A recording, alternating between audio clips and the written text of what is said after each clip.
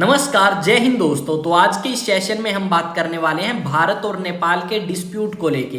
तो दुनिया भर की अलग अलग कंट्रीज के अंदर हमें डिस्प्यूट देखने को मिलेगा, वहीं भारत और नेपाल के बीच में भी डिस्प्यूट जो है हमें देखने को मिला। यहाँ पे डिस्प्यूट किस चीज को लेके है? डिस्प्यूट है एक एरिया को लेके जिसको भारत अपना मानता है और जबकि नेपाल अपना मानता है। तो इस वीडियो में हम वही सारी चीजें जानेंगे जो भारत और नेपाल के बीच में विवाद की जड़ बनी है। तो वीडियो को लास्ट तक देखना ताकि हर एक पॉइंट आपका क्लियर हो।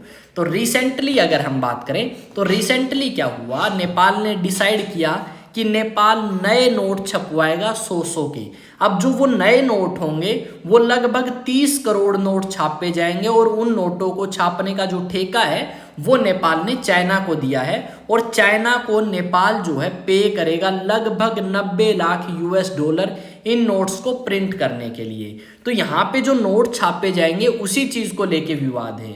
विवाद क्या है? जो नोट है उसके ऊपर कुछ एरिया दिखाए गए हैं और वो एरिया आपका भारत मानता है कि हमारे हैं जबकि नेपाल मानता है हमारे हैं। वो एरिया हैं कौन कौन से? तो वो एरिया है आपका लिपू लेक, काला पानी और लिम्पू दरिया। यहाँ पे ये एरिया भारत के द्वारा भी क्लेम किए जाते हैं और नेपाल के द्वारा भी, और इन एरियाज को लेके दोनों कंट्रीज के बीच में डिस्प्यूट है। तो यहाँ पे हुआ क्या, जब ये बात भारत को पता लगी तो भारत ने इसका विरोध करना स्टार्ट किया कि ये चीज गलत है। जबकि भारत और नेपाल के बीच में बातें चल रही हैं उस समय नेपाल ऐसा नहीं कर सकता।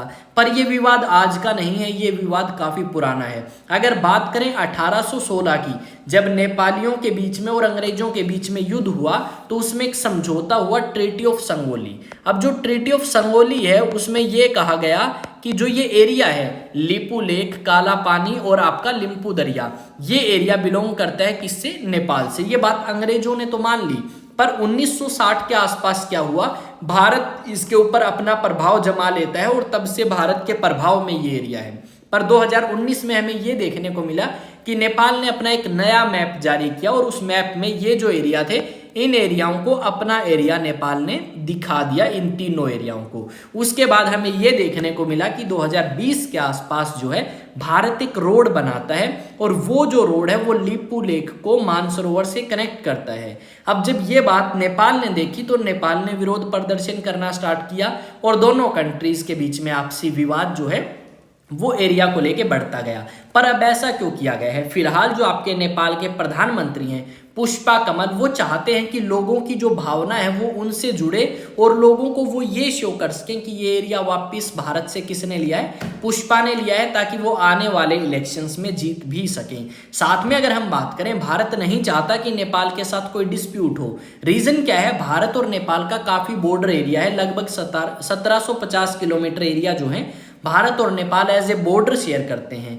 साथ में भारत के 5 राज्य नेपाल से बॉर्डर शेयर करते हैं, जिसमें उत्तर प्रदेश, उत्तराखंड, हिमाचल, वेस्ट बंगाल और आपका बिहार लगते हैं। ये जो 5 एरिया हैं, इन 5 स्टेट है इंडिया की, वो बॉर्डर शेयर करती है नेपाल से। तो इस करके हम नहीं चाहते कि ज़्यादा विवाद या ज़्यादा डिस्प्यूट हो। साथ में भारत और नेपाल के सिर्फ एरिया को लेके ही नहीं, वैसे भी काफ़ी अच्छे रिलेशंस हैं। जब भी नेपाल को मदद की ज़रूरत पड़ती है तो सबसे पहले मदद करने नेपाल की कौन पहुंचता है? भारत पहुंचता है। भारत ने नेपाल में हाइड्रो पावर प्रोजेक्ट्स बनाए, भारत ने नेपाल को बहुत सारा लोन दिया या बहुत सारे फ्री में पैसे भी दिए ताकि नेपाल अपने आप को डेवलप कर सके।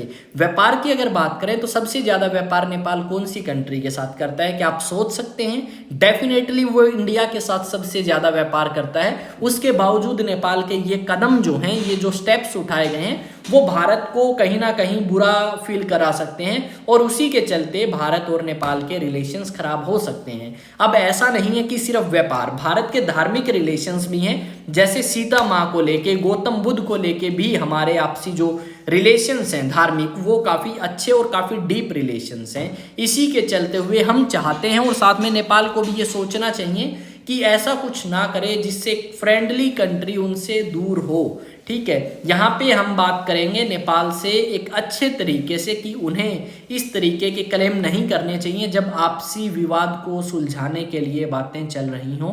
अब आपका क्या मानना है नेपाल को लेके?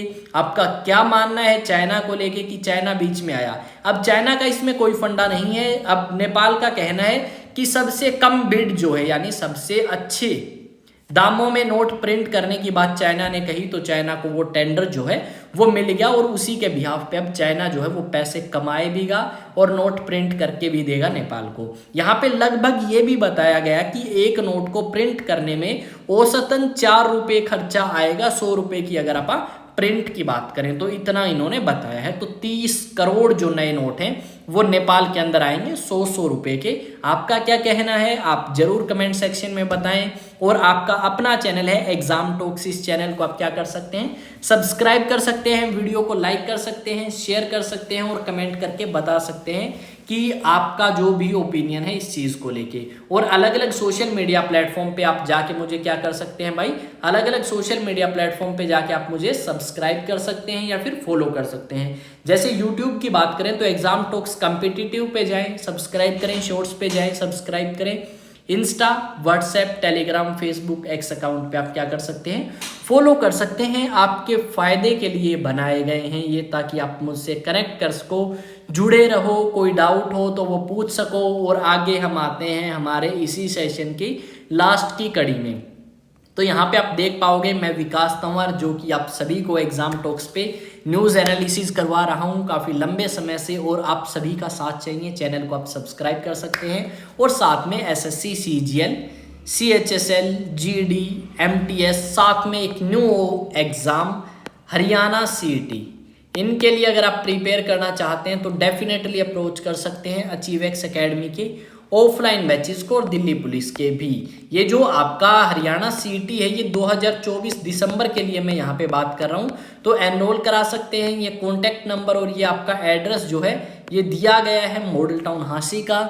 जो भी आपका ओपिनियन है आप मेरे साथ जरूर शेयर करें और चैनल को जरूर सब्सक्राइब करें। मिलेंगे नेक्स्ट वीडियो में आप सभी के साथ एक नए सेशन के अंदर। तो जय हिंद, जय भारत।